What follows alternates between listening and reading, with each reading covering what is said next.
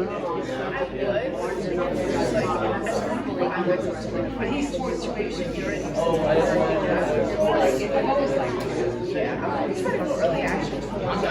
I have everybody's attention, please? You'd all take your seats. For those of you this is your first program with the Ardsley Historical Society, let me introduce myself. My name is Pete Marcus. I'm the president of the Ardsley Historical Society. We do these programs periodically throughout the year, usually around this time, Sundays at 2 p.m. I see some very familiar faces of people who I know are members. Could I just ask for a show of hands, how many of you are members of the Ardsley Historical Society? Excellent, excellent, excellent. In the back, George Calvi is sitting at our membership table, so if anyone before you leave today is interested in becoming a member, we'd love to have you. You can either sign up online on our website, which is ardsleyhistoricalsociety.org, or there's a form you can fill out and old-fashioned, send us a check, or if you want to give us cash today, we will take that as well. Benefits of membership.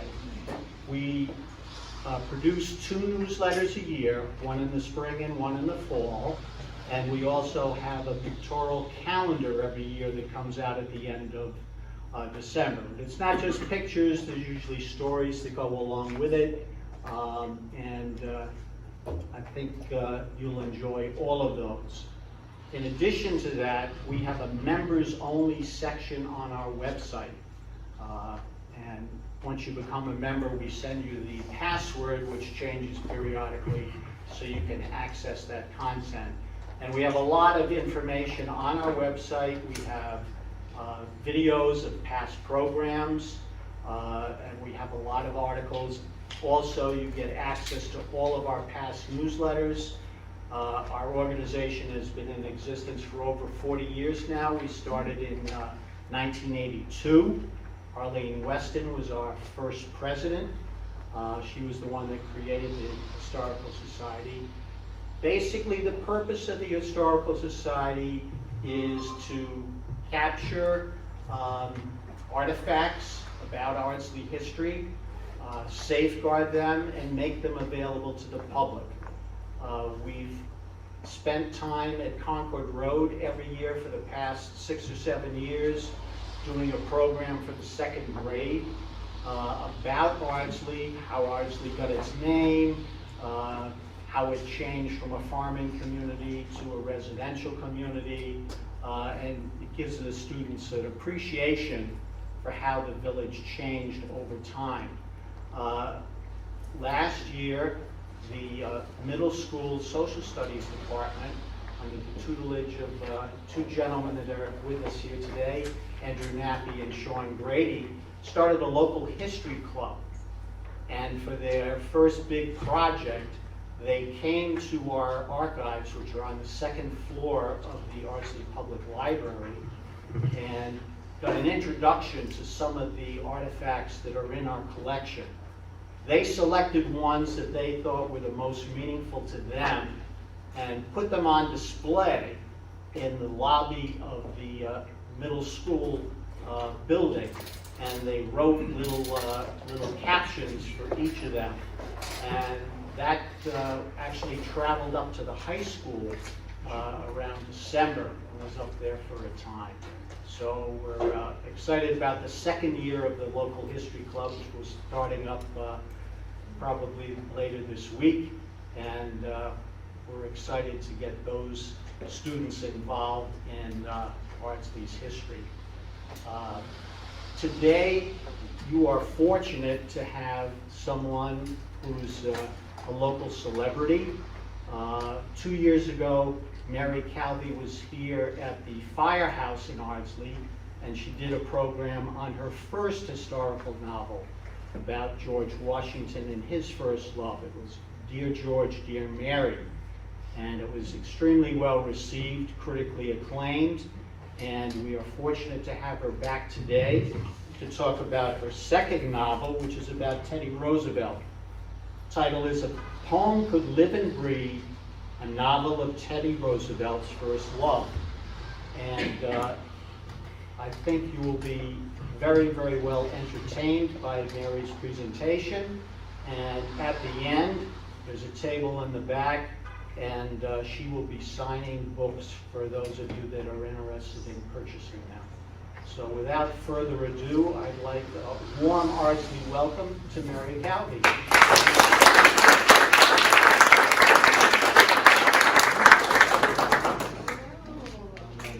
Thank you so much. You're very welcome. Hi everyone, thank you so much for having me. Such a thrill to be here, and it's really exciting to hear about the historical group that you're forming. I mean, that's what I love. I mean, I love dusty old things, and anything that you can find in the attic, you just call me in. That's what I really adore.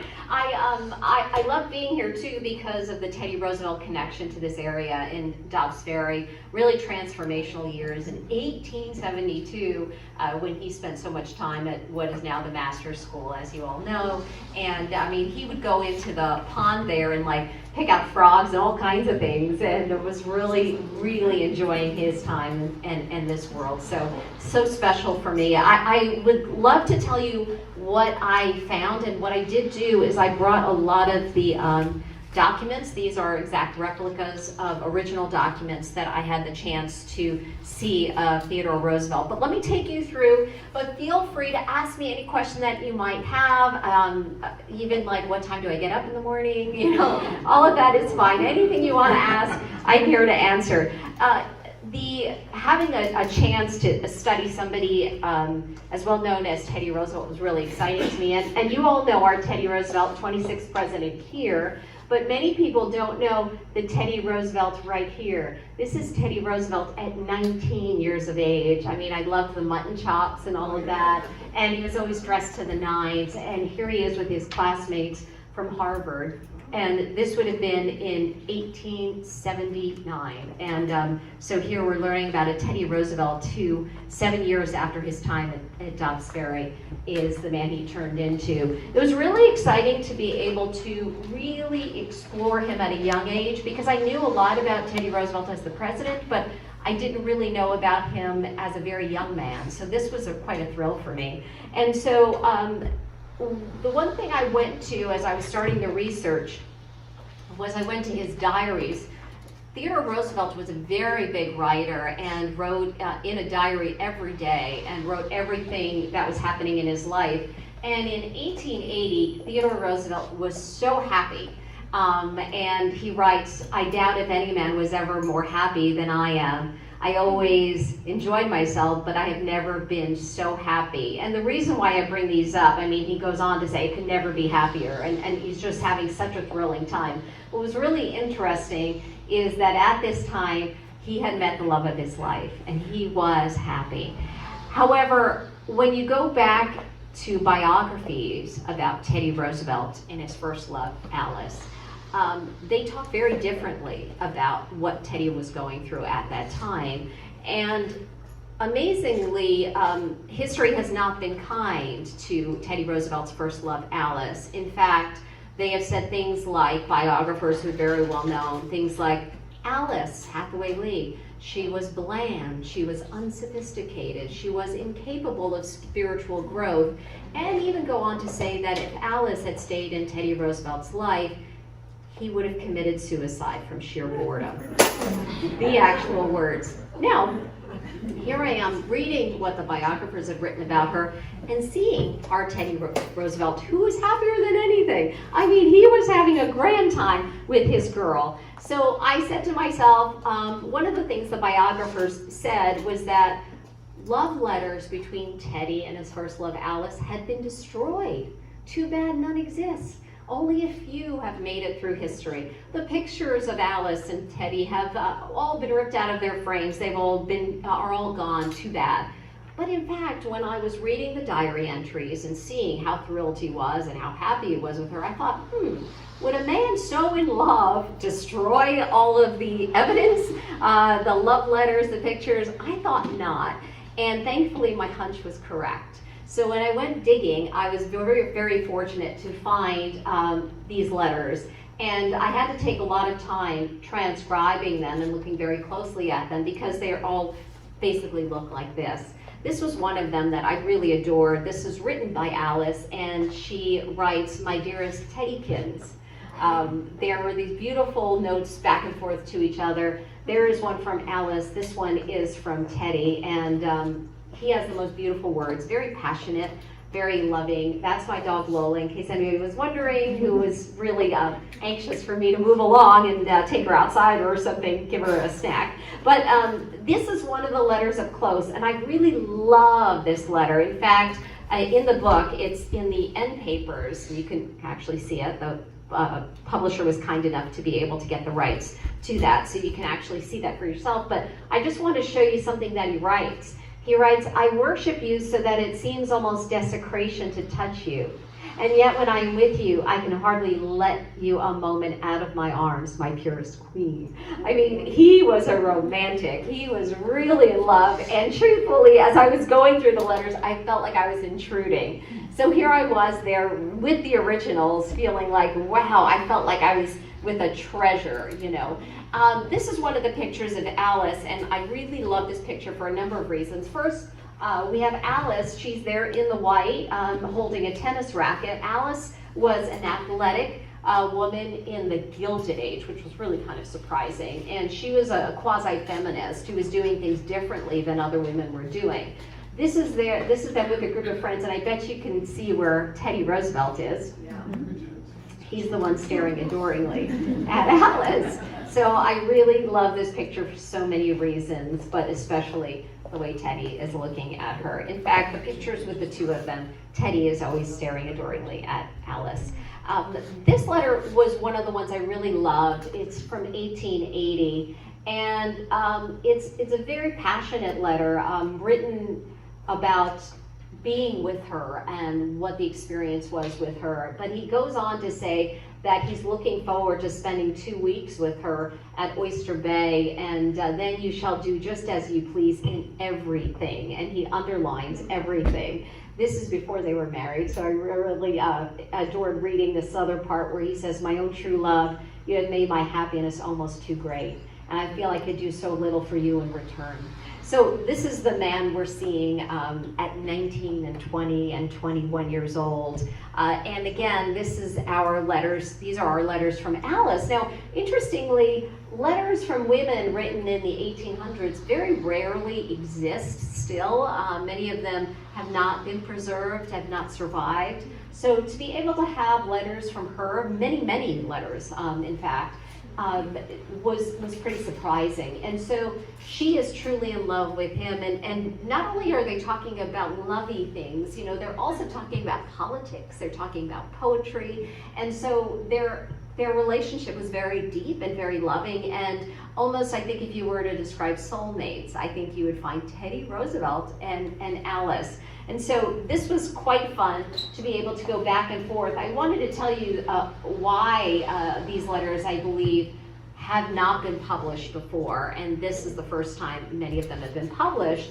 I think it's because the letters, I can't tell you for sure why, but I think it's because the letters were kept under a collection under Alice's name rather than Teddy Roosevelt's name. And so I think that if people were researching Teddy Roosevelt, many people have written about Teddy Roosevelt.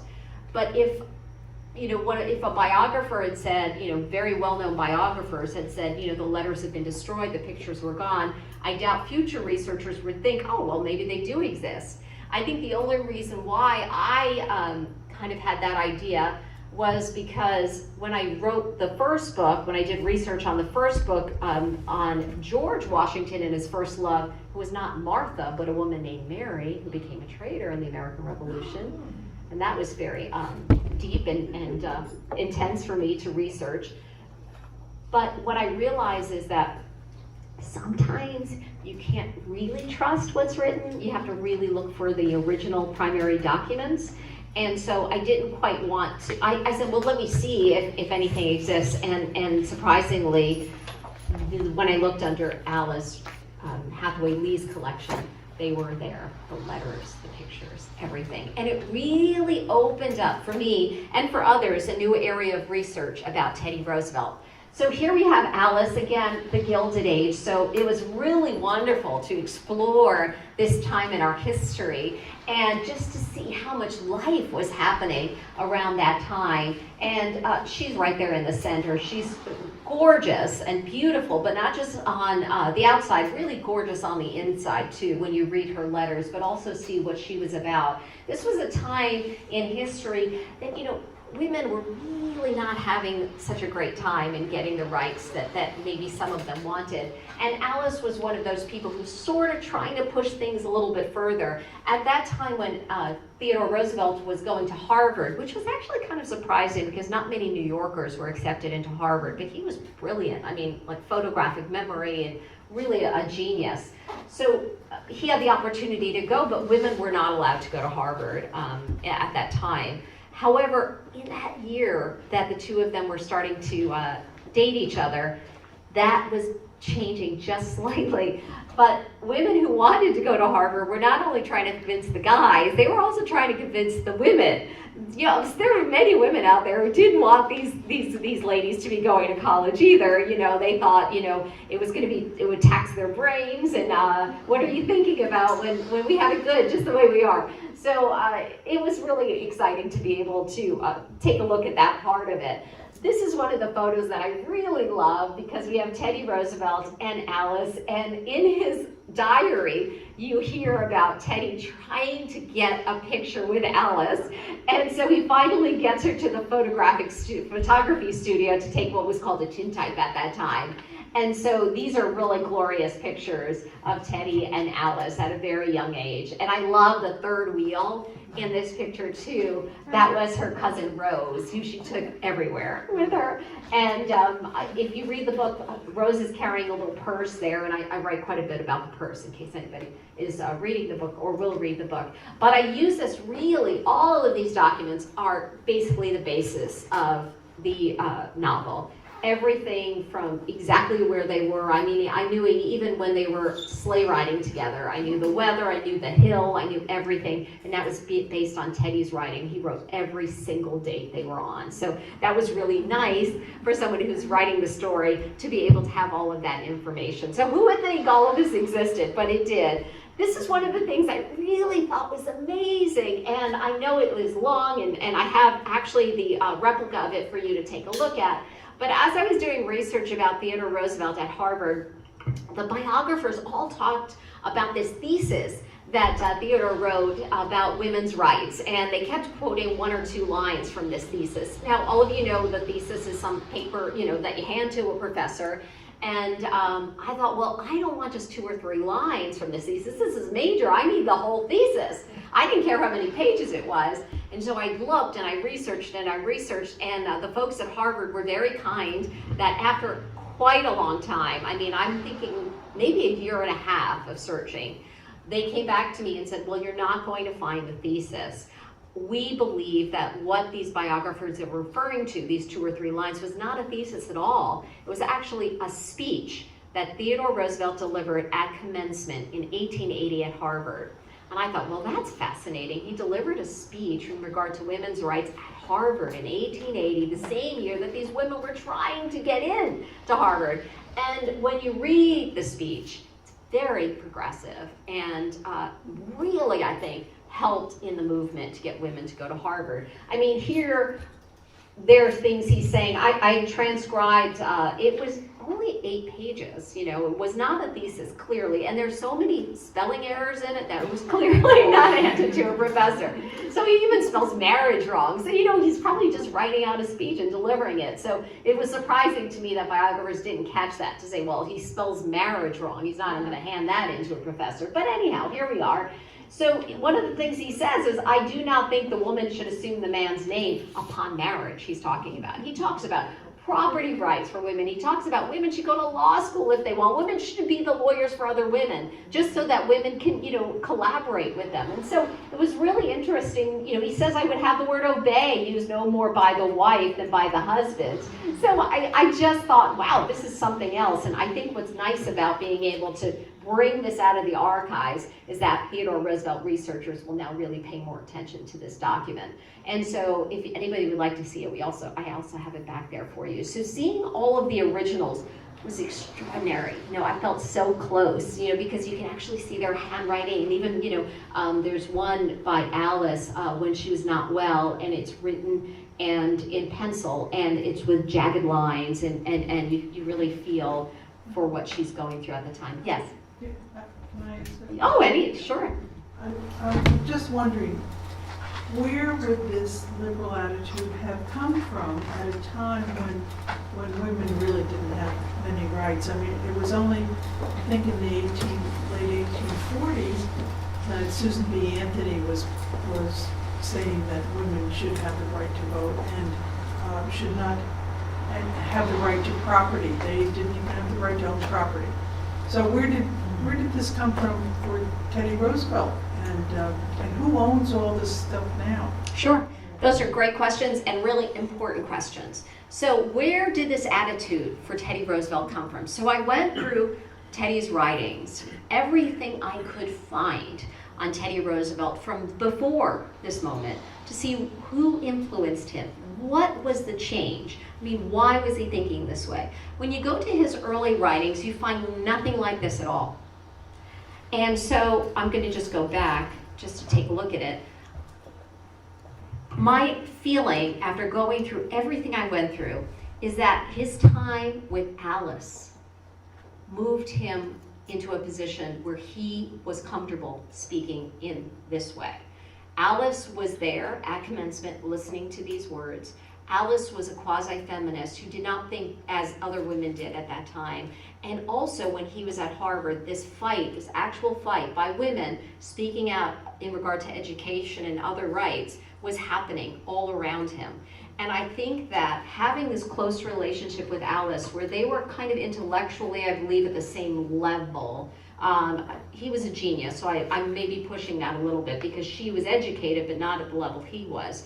However, I think that he felt very comfortable speaking to her and maybe had changed his mind about, or felt it important to speak out for her and for other women at that time. So that's what impact I believe this woman had on this was Teddy Roosevelt's first wife, by the way. Alice did become his wife.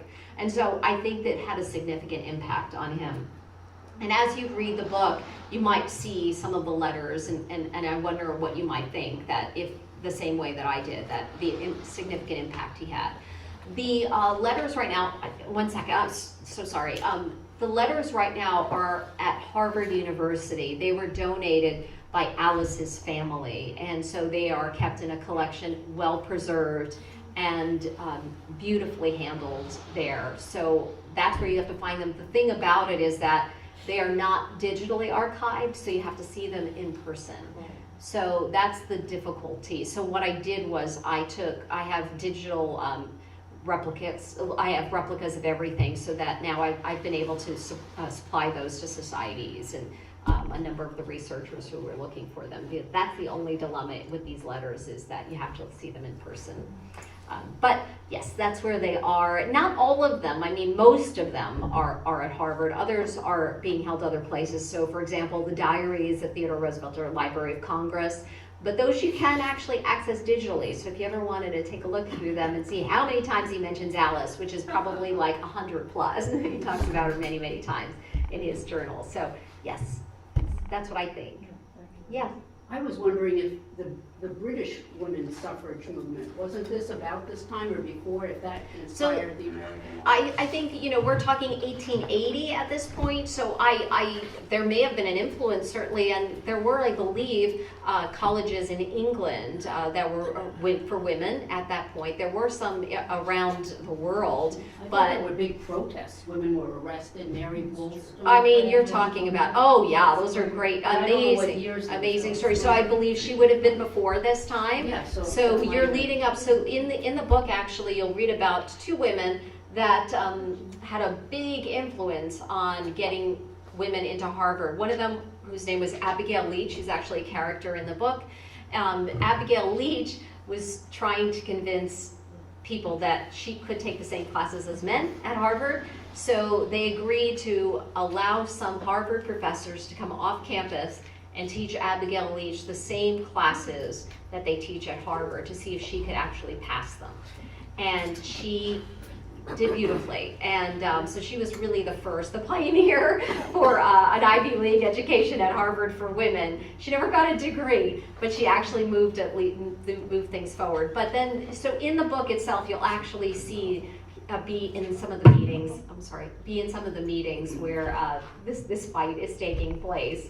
And so a lot of the dialogue that you'll read in the book is also from actual speeches, from actual letters. Actually, the dialogue by Teddy is almost all of his words. I didn't want to put any words in Teddy's mouth, so I understood the weight of this. So the joy of being able to go back into history but then write it as a novel is something like I can't explain, because you're not really in the room when things are happening, but when you're writing as a novelist, you're able to sort of create those scenes. So I did have a couple of lines I could read from the book, and before I take any question that you might have, I'm so willing to answer them.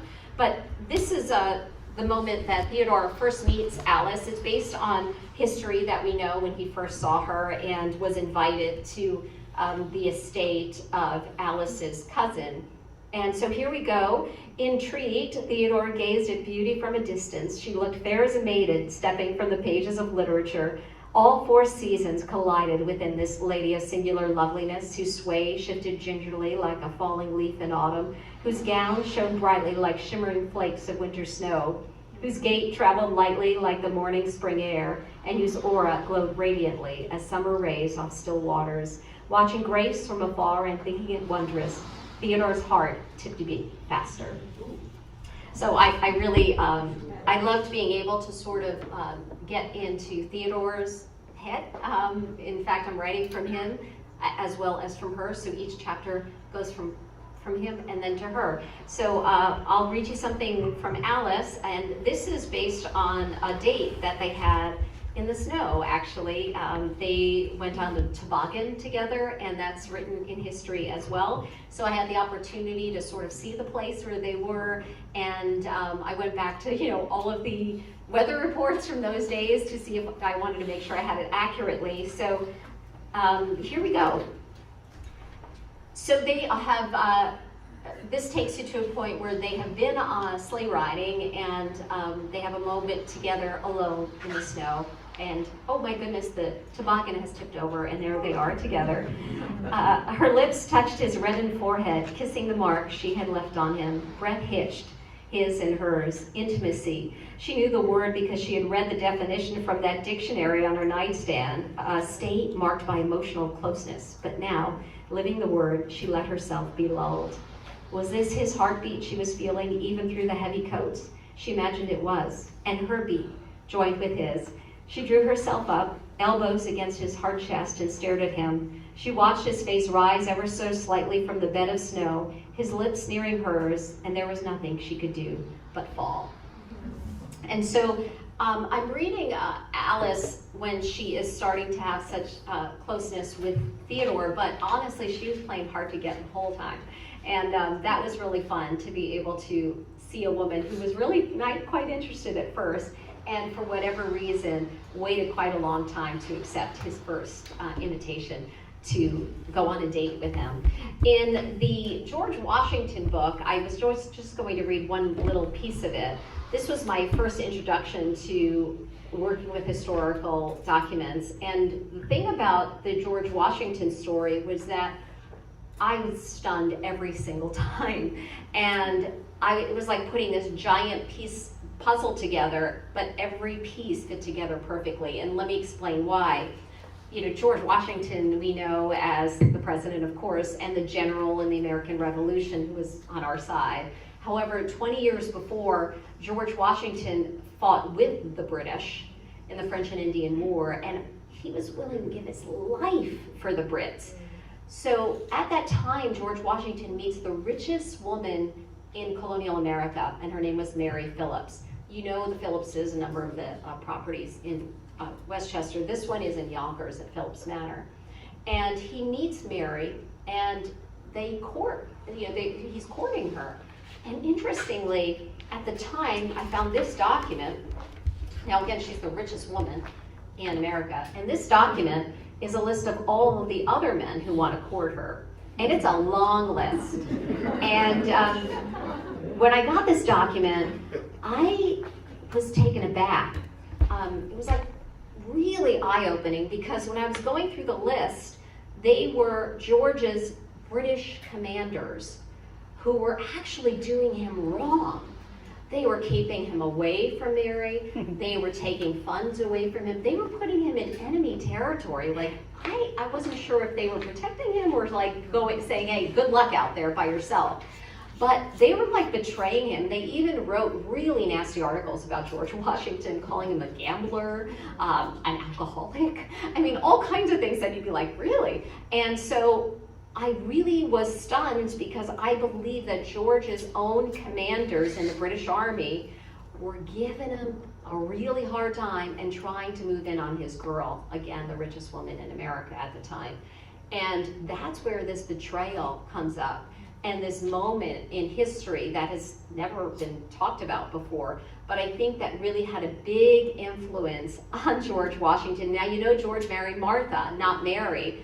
And when Mary, who waited a long time for George Washington, 2.5 years, he was stationed in different places, not allowed to leave, not allowed to leave. When she chooses to marry another man who's actually on this list, a commander in the British Army, George Washington quits the British Army and constantly talks about his hatred for the Brits and the British Army. So here I am, shocked, and here I have all these documents, and I was knee-deep in the research, and I really mean knee-deep. There were like documents everywhere. And so as I was going to different researchers and historians and saying, what about this story, and what about this story, they looked at me like I was kind of nuts, and I thought I was nuts too. But in the end, Smithsonian Channel did do a documentary, and that was really exciting. But I had this moment where it was me against the historians, and I was like, I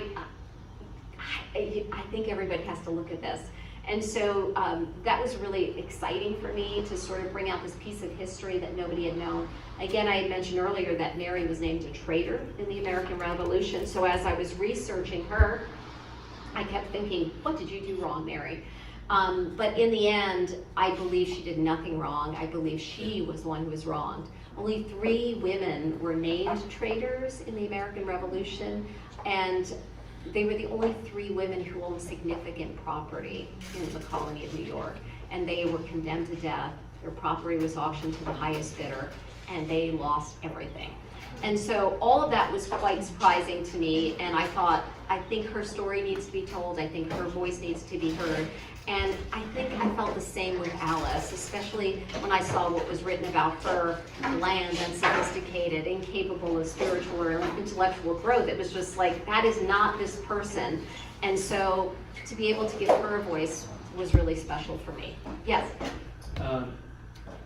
As far as Mary Phillips goes, there was a period of time, as you mentioned, I think 20 years roughly, between that forced call it a breakup, if you will, and the time that she had to flee back to England. 2 things. One, it was mentioned in the book that they met at the Jumel mansion, and 2, did they have any contact after she fled? Yeah, so this is what I know in regard to during the American Revolution. What you're referring to is that George Washington in 1776, where does he go for a stop in the American Revolution? He comes to New York, and he says, Martha, you should go home, it's dangerous. And so Martha goes, and I thought, well, where does George go? Where does he move? In fact, he moved into Mary's mansion, which is now the Jumel Mansion. And it was named after Mary Phillips's husband, who was Morris, so the whole place was called Mount Morris. But when George moved into Mary's mansion, he renamed it Mount Washington, which I thought was really intriguing. And when I went to the Jumel Mansion to do research, I said, well, where would George have slept? And they said, well, George would have slept in this room. And I said, well, where would the lady of the house, Mary, where would she have slept? Well, she would have slept next door in this room.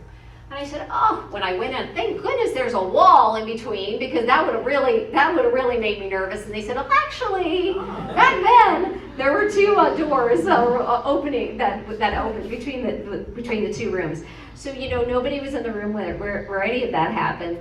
But when I went through the historical research, I could find Mary no place else than living in her house at the Jumel Mansion, now named. And so I believe she was in the house when he made. So they did cross paths at that time. I believe so. I can't find her located anywhere else. In fact, there are letters to and from her husband who had gone to England at the time, and he was writing them to her at that house in Harlem, which still exists. It's a gorgeous home.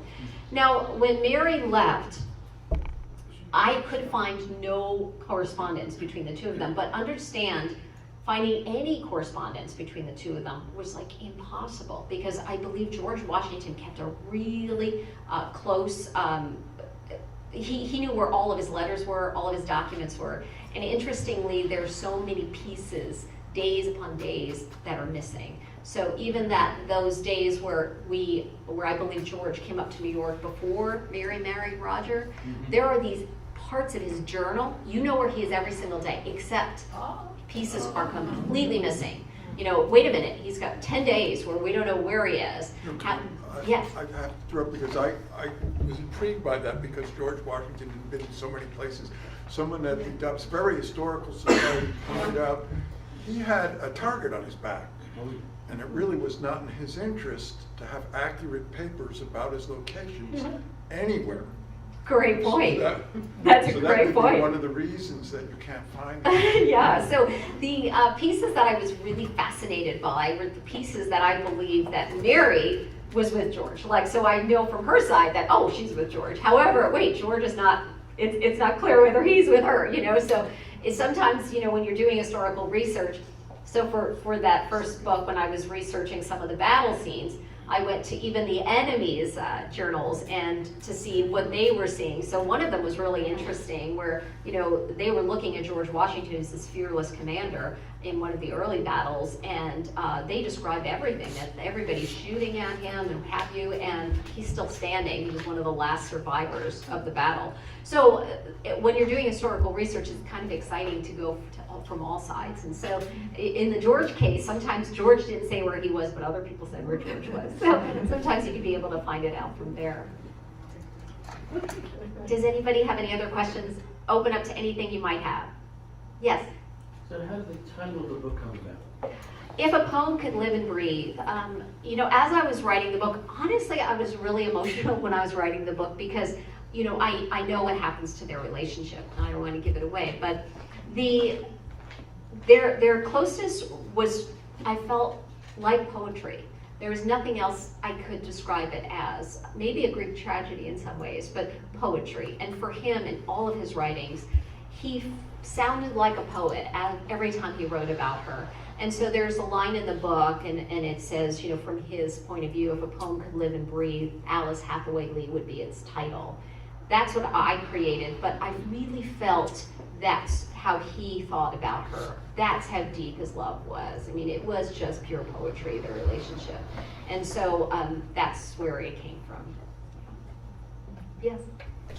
I haven't finished the book yet, but in the beginning you talk a lot about Teddy's relationship with his father. Could you talk a little bit more about that? Oh, sure. Well, if anyone knows that Teddy Roosevelt was very close with his father. I mean, to the point where Teddy was very ill as a young boy, having asthma. Even when he would have been here in Dobbs Ferry, he really suffered from asthma, and his father would make all of their trips be outside because he wanted him to breathe. And so it gets down to that, that closeness. I mean, he wanted his son to breathe, to the point where when Teddy was young, a baby and unable to breathe, his father would stay up all night just walking him back and forth through the hallway just to get him to breathe. He would take him on rides out just in the cold air just to get him to breathe. I mean, he would do anything to allow that boy to grow up. And he understood the brilliance of his son, where other people did not. Teddy did not attend a school as other people did. They called him TD, actually. and was the nickname, and he was called early on. And so that's how close they were. I mean, so the loss of his father was crushing for Theodore Roosevelt, and this was when he was at Harvard, attending Harvard. And so a big portion of who he was and the impact he had on his the impact was really significant.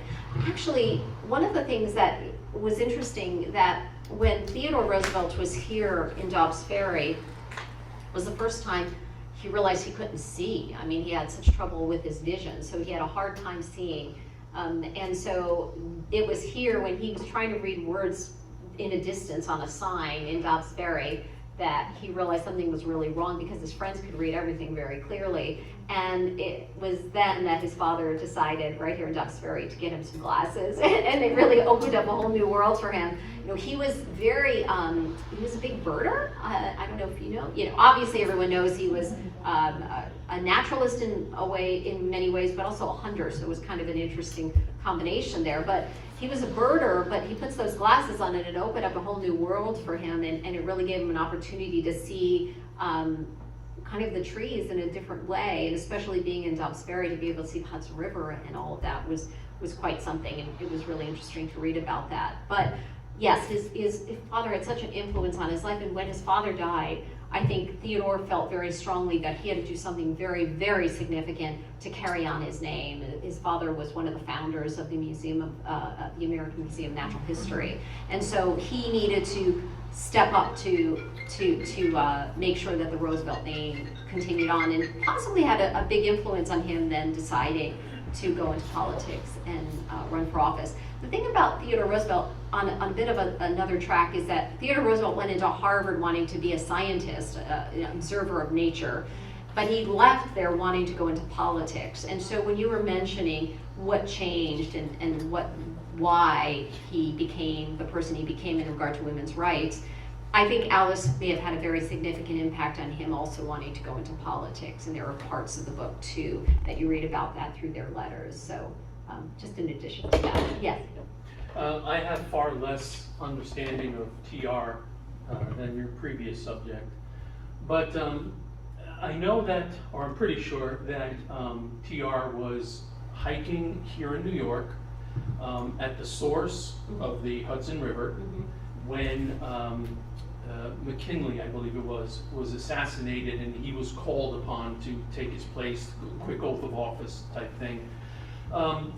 And apparently he went there once a year, like on an anniversary kind of. Do you have any knowledge or information why he would go there? What was there? What was the attraction to? So if I remember correctly, I was in Buffalo just a few months ago at the place where Teddy Roosevelt was inaugurated as president when McKinley was shot, and he was there for an event, for a political event, and went quickly to be able to become inaugurated. Now, in regard to his time at the source of the Hudson River, he spent so much time along the Hudson River throughout his life, actually. There's so many mentions in his diary entries about different places that he was in, the Adirondacks. I mean, he was everywhere in New York, again, because every weekend, anytime they could get out of New York City, they did, to spend time outdoors, and that's became, Theodore Roosevelt's love of outdoors. And so if we wanted to go back to any of those moments, everything is written, even in his autobiography, about his many times along the Hudson River. He spent a lot of time here, no question about it. I mean, I don't know about his roots through here, maybe Ardsley too. I'm sure he probably came through here as well. That I don't have the specifics about, but everything could be found. Everything is written down, so yeah. What was his relationship with his brother, who was the father of Eleanor Roosevelt? Yeah, He had a lot of problems. So his relationship with his brother, I mentioned quite a bit in the story, because they kind of have like a bit of a tough relationship, like they were always in some kind of battle, and his brother would tease him quite a bit, because when T.D. was a young boy, he was sort of scrawny and didn't go out much because he was very sick, and so his brother gave him a real hard time about that. And so yeah, there's quite a bit about his relationship with his brother. They don't, at least in all of the letters that I read and the diary, they didn't have a wonderfully close bond. Maybe later on they did. However, in those awkward years, probably when they were, teenagers, I didn't see a real close bond with his brother. But they are together a lot, and even at Sagamore Hill, you see them together. They spend a lot of time together.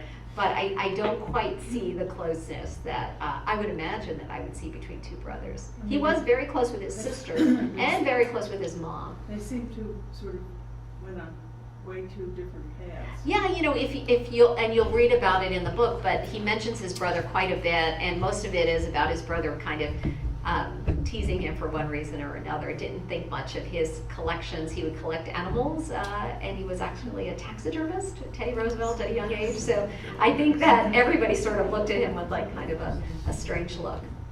Elliot wasn't so interested in those kinds of things. Yeah, but that's a great question. Thank you. What was the time frame from the research you started to get the book published? Published, yeah, that's a great question. How long does it take? I think for this book, I found the letters in 2019, and the novel was published in 23, so in about 4 years. I would have taken 40 years if I could, but what happens with when you get a book deal, the clock starts. So I worked really, really hard in kind of getting all of the research documents, but I had a lot of the research documents before I signed anything. I wanted to make sure I had everything, and I transcribed as much as I could, as slowly as I could, because I didn't want to get anything wrong. So all of the transcriptions, actually, I did donate back to all of the societies and the universities so that people don't have to do that whole process that I did, because it was quite tedious, but I loved every minute of it. Yes? So where would you say the first place to start is when you want to do research? Like, where were your Yeah. best sources? So I think that, well, for me, it helped that I was researching women in history, because when you research the women in history, it was sort of like the documents sort of pour out of the archives, honestly. So when I researched Mary instead of George Washington, that helped. And when I researched Alice instead of Teddy at first, that helped. So I would take a look at if you're researching a major political person or major figure in history, I would take a look at the people around them, because you'll be able to find documents more easily, but it's going to be more tedious. However, we could talk about this afterward as well, but depending on what you're looking for, I would go to whatever society or library might have the collection and start from there. It's quite amazing, though, how much has not been published. So whenever you're looking to research, you're going to be amazed at what is available to you and what has not been looked at already. In fact, in regard to just Teddy Roosevelt, I went to one of the societies and they said, well, we have all of these documents that haven't been transcribed yet. I mean, there probably were hundreds that hadn't been transcribed. So there's so much there, and really quite exciting, honestly, to start the research, even if it's just, going down into some archive of boxes. Honestly, it's really amazing what could come out of them. In fact, when I found the documents with the letters, they were actually just in a box. And so, you have to be very careful when you touch them, but they were actually just in a box, So that's where a lot of history is. And if it's preserved, you're in, and it's an exciting journey, honestly. And I would say take it, whatever you're deciding to research. But if you need any help, I've been through it a couple of times, so, And again, if anybody's interested in writing or doing historical research, now is the best time, because, and I'm sorry, I'll get to you in a second, the digital archives and the physical archives have sort of collided before, especially, with both. I mean, you'd have to go with the George Washington book. They came from places around the world, maybe 30 different places the documents came from. And so if I hadn't been able to digitally see the collections in these libraries, I wouldn't have been able to call the archivist and say, hey, I'm looking for collection such and such, box such and such, folder such and such. I'd have to go myself and go through them, and it would be impossible. So at least I was able to connect where these documents were and confirm they were at that place before I did the traveling or what have you. So now's a good time to do research. Yes? Do you have any information on, I understand they had a daughter that he virtually ignored for a while after her death? Oh, Alice Roosevelt Longworth is one of the most spectacular people to research. I mean, she was the person who later on in life said, if you have nothing nice to say, come sit next to me about someone, come sit next to me. She was really fabulous and a spitfire and a really wonderful first daughter, really fascinating. So when they did have a daughter together, her name was Alice, and however, Theodore never said the name Alice after Alice, and called her Baby Lee. And Theodore, after Alice, left New York and moved out to North Dakota and spent quite a bit of time out there in North Dakota. And his writings about North Dakota were very heavy, and so the book brings you to North Dakota at the very beginning. You're with him in North Dakota to start off, and the book ends in North Dakota as well. And I think that there had to be a very big journey for him, emotionally and psychologically, to go from not having Alice to moving on to the rest of his life. And he does say that if it hadn't been for North Dakota, he would never have been president. And so there was something that he had to overcome to become the man he did eventually become. Alice, Theodore, coming back from North Dakota, was an amazing father to Alice. And people say he didn't call her Alice, but he treasured his baby Lee. And Alice was with him when he remarried, and a woman named Edith, who became the first lady when Theodore Roosevelt was the president. And he was with her throughout. She was a toughie, his daughter Alice. She wasn't an easy daughter, but when I say that, I mean for the times. If you saw her now, she'd be perfect. She wanted to wear pants.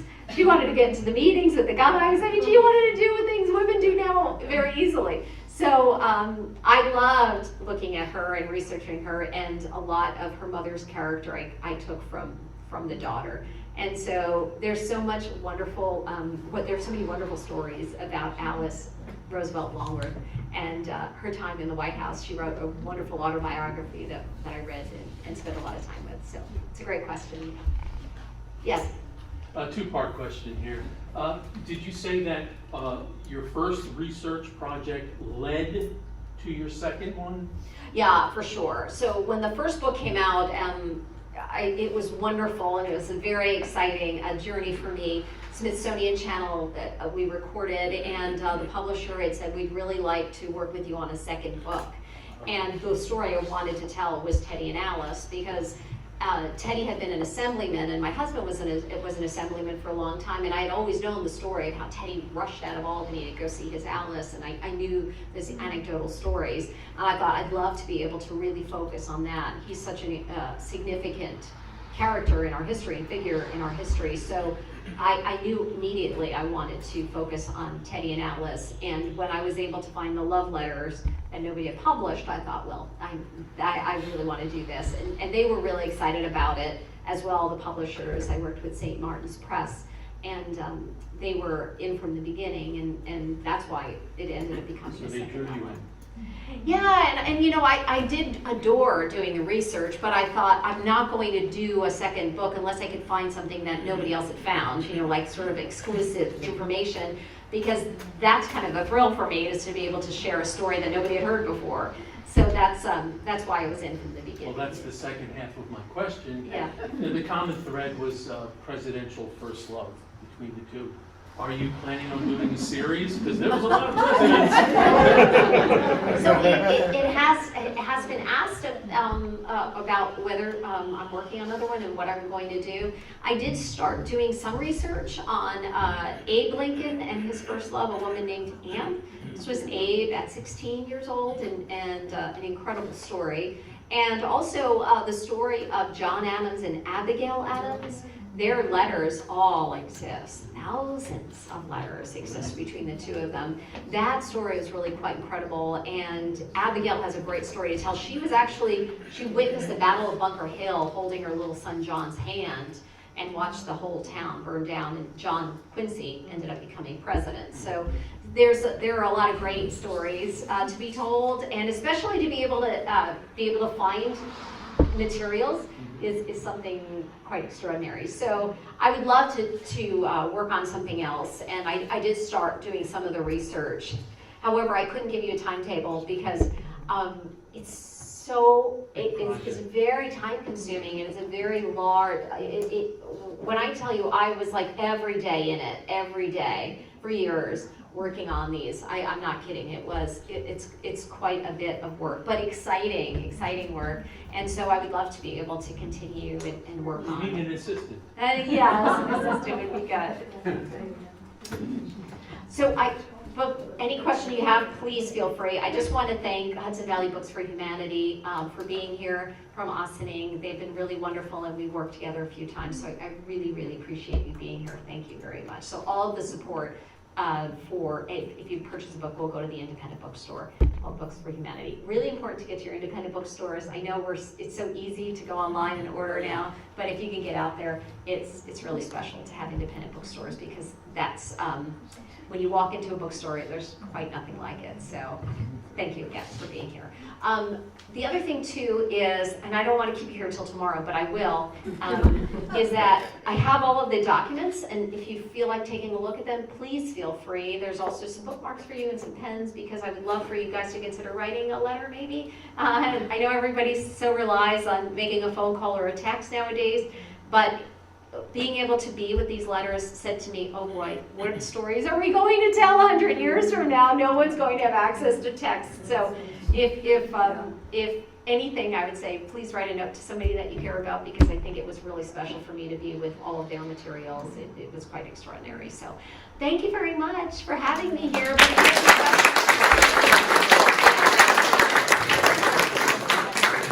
Mary, thank you so very much. I think everyone is in agreement that today was a real treat. As Mary indicated in the back, if you're interested in purchasing a copy of her book, and she will sign it. I want to just do a shout out to two people that came in who are in the back. One is our mayor, Nancy Kabulian, and also our representative, Mary Jane Shinsky, who is